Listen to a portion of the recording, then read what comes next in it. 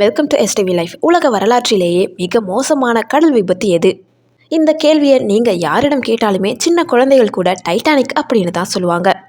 ஏன்னா 1912 நடந்த அந்த விபத்தில் 1500க்கும் மேற்பட்ட மனிதர்கள் பரிதாபமாக உயிரிழந்தாங்க.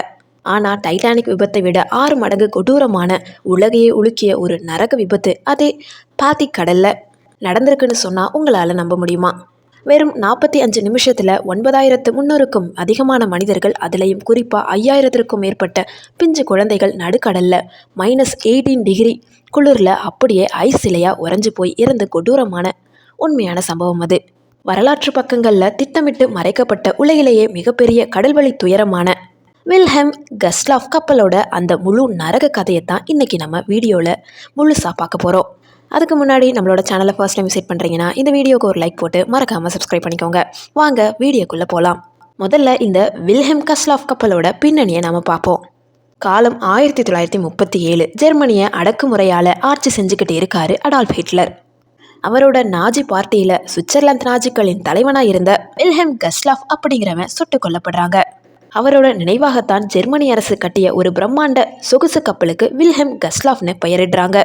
இந்த கப்பலோட நீளம் மட்டும் 684 அடி. இது சாதாரண மக்களுக்கான சுற்றுலா கப்பலாக தான் உருவாக்கப்பட்டுச்சு.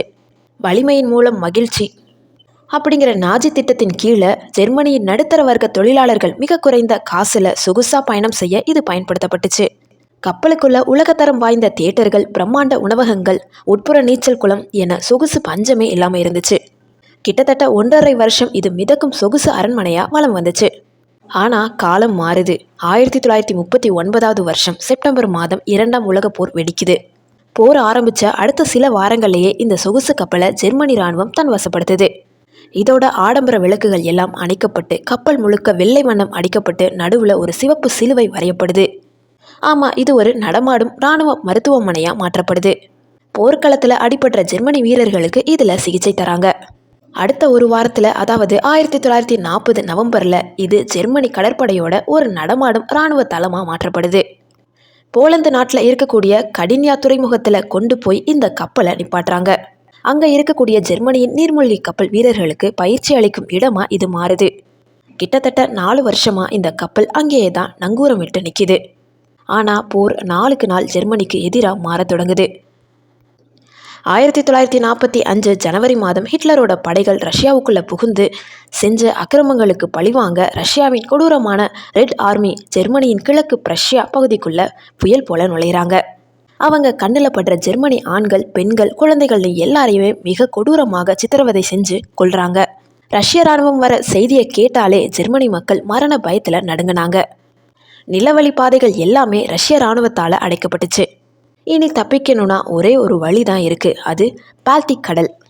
கடலை கடந்து எப்படியாவது ஜெர்மனியோட பாதுகாப்பான மேற்கு பகுதிக்கு போயிடணும். இந்த ஹிமாலய மீட்பு பணிக்கு ஜெர்மனி இராணுவம் வச்ச பெயர் தான் ஆப்ரேஷன் ஹன்னிபால். வரலாற்றிலேயே கடல் வழியாக நடந்த மிகப்பெரிய மனித இடப்பெயர்வு இதுதான். ஜனவரி மாதம் 30ஆம் தேதி 1945 அன்றைய இரவு வெளியில் -18 டிகிரி குளிர். கத்தியால் உடம்பு அறுக்கிற மாதிரி பனிக்காத்து வீசுது.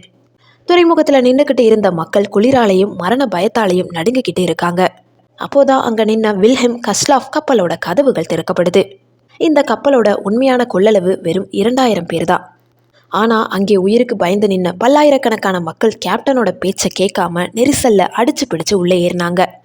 இராணுவ அதிகாரிகள் தடுத்தும் கேட்கல. கை குழந்தைகளை தலைக்கு மேலே தூக்கிக்கிட்டு மக்கள் உள்ளே பாஞ்சாங்க. கடைசியில் என்ன ஆச்சு தெரியுமா? கப்பலோட ஆடம்பர அறைகள், ஹால்கள், உணவகங்கள், ஏன் அந்த புகழ்பெற்ற உட்புற நீச்சல் குளம் வரைக்கும் மக்கள் நிரம்பி வழிஞ்சாங்க. அதிகாரப்பூர்வ கணக்குப்படி 10,582 பேர் அந்த ஒரே கப்பலுக்குள்ள திணறி திணறி அடைக்கப்பட்டாங்க. இதில் கொடுமை என்னன்னா, அதில் 5000த்திற்கும் அதிகமானவங்க வெறும் சின்ன குழந்தைகள் மற்றும் கர்ப்பிணி பெண்கள். அன்னைக்கு ராத்திரி 12:30 மணிக்கு கப்பல் நடுக்கடலில் மெதுவாக நகர ஆரம்பிக்குது.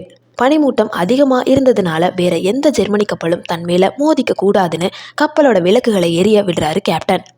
அதுதான் அவங்க செஞ்ச மிகப்பெரிய தப்பு. ஏன்னா அந்த விபரீதம் அவங்களுக்கு தெரியாது.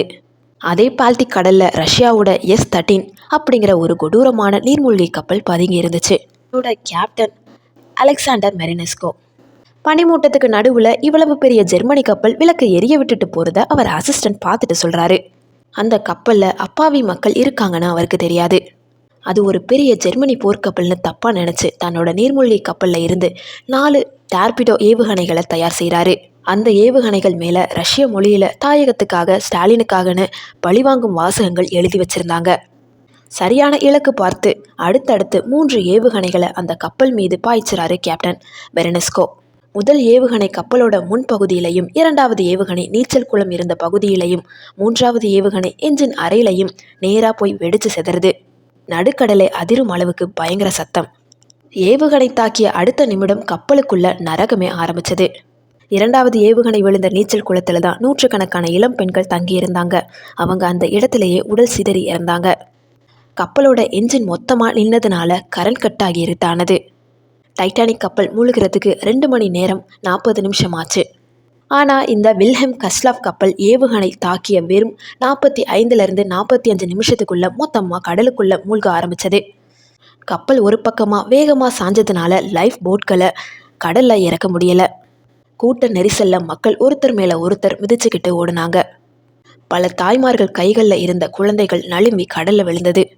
கடைசி வழியாக ஆயிரக்கணக்கான மக்கள் கடலில் குதிச்சாங்க. ஆனால் கடலோட தண்ணி -டிகிரியில் அப்படியே ஐஸ் கட்டியாக இருந்துச்சு. தண்ணியில் குதிச்ச 2 அல்லது 3 நிமிஷத்தில் மனித உடல் அப்படியே உறைஞ்சு போயிடும். அப்படி நடுக்கடலில் பல்லாயிரக்கணக்கான மக்கள் குளிரால் துடிச்சு ஐஸ் சிலைகள் போல உறைஞ்சு போயிருந்தாங்க.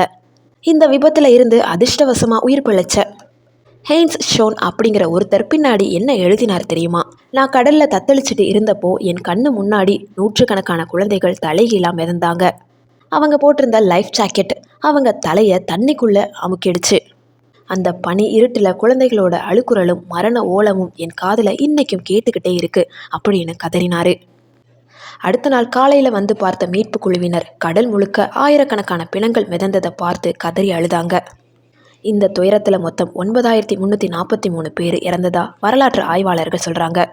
இதில் 5000 பேருக்கு மேலே வெறும் குழந்தைகள் மட்டும்தான். உலக வரலாற்றிலேயே இவ்வளவு பெரிய கப்பல் விபத்து நடந்ததே இல்லை. ஆனால் ஏன் இதை பற்றி யாரும் பேசலை? ஏன்னா அப்போது உலக போர் நடந்துட்டு இருந்துச்சு. ஜெர்மனி தோத்து போன நாடு அப்படிங்கிறதுனாலேயும் ஹிட்லரோட கொடுமைகளுக்கு முன்னாடி இந்த மக்கள் இழந்த உயிர் உலக நாடுகளுக்கு பெருசாக தெரியலை. அதனால் இந்த செய்தி உலக நாடுகளால் அப்படியே அமுக்கப்பட்டு வரலாற்றின் இருட்டு பக்கங்களாக மறைக்கப்பட்டுச்சு. டைட்டானிக் கப்பலில் பணக்காரவங்க இருந்தாங்க, அதனால் படம் எடுத்தாங்க. ஆனால் இந்த நரக கப்பலில் இருந்தது ஓடி வந்த ஏழை அகதிகள். அதனால் வரலாறு இவங்களை மறந்துடுச்சு. கேட்கவே நெஞ்ச பதற வைக்கிற இந்த உலக மகா துயரத்தை பற்றி நீங்கள் என்ன நினைக்கிறீங்க? உங்களோட கருத்துக்களை கமெண்ட் செக்ஷனில் சொல்லுங்கள். அடுத்த ஒரு விறுவிறுப்பான வீடியோவில் நான் உங்களை சந்திக்கிறேன். தேங்க்யூ ஸோ மச் ஃபார் வாட்சிங்.